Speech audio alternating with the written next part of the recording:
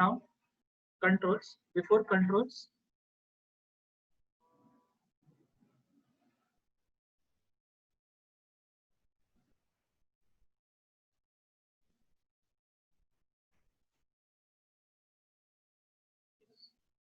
what are the three problems for which we need communication controls? First one is transmission impairment. A message was sent, but it was not received completely by the receiver. Then component failure. Either the sender's component had failed because of this message was not sent, or the receiver's component had failed. Then there is a subversion of data.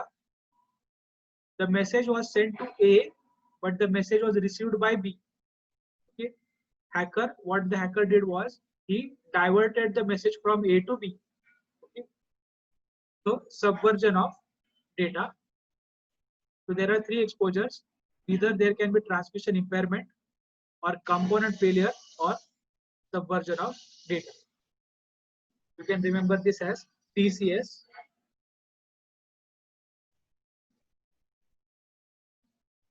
Here, component failure is because of us. Transmission impairment is also because of us. It is not because any hacker is doing anything, but in case of subversion of data, hacker is playing a role. Is diverting our message from A to B or to himself. Okay, the Nirav Modi case. What Nirav Modi did was he did subversion of data. Whatever information was being sent or the signal was being sent about the diamonds and all, he did subversion of data.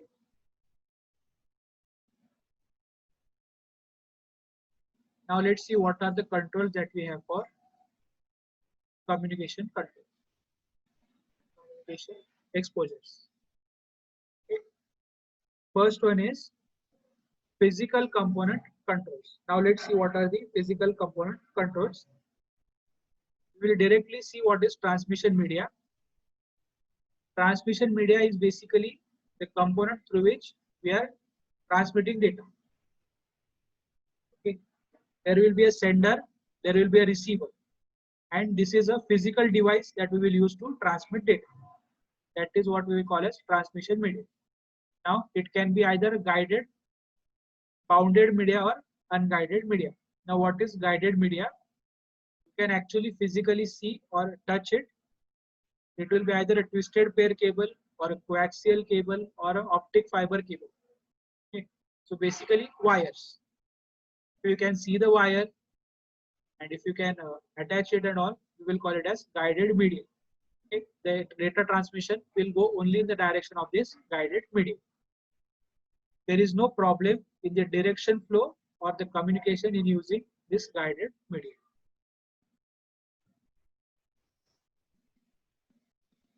Here, the specific term that you have to remember to write is enclosed physical path. Enclosed physical path. Now, in unguided media, there is no enclosed physical path. There is no path. Okay, it is transmitted in all the directions. So, you can, the term you have to refer to here is free space emission.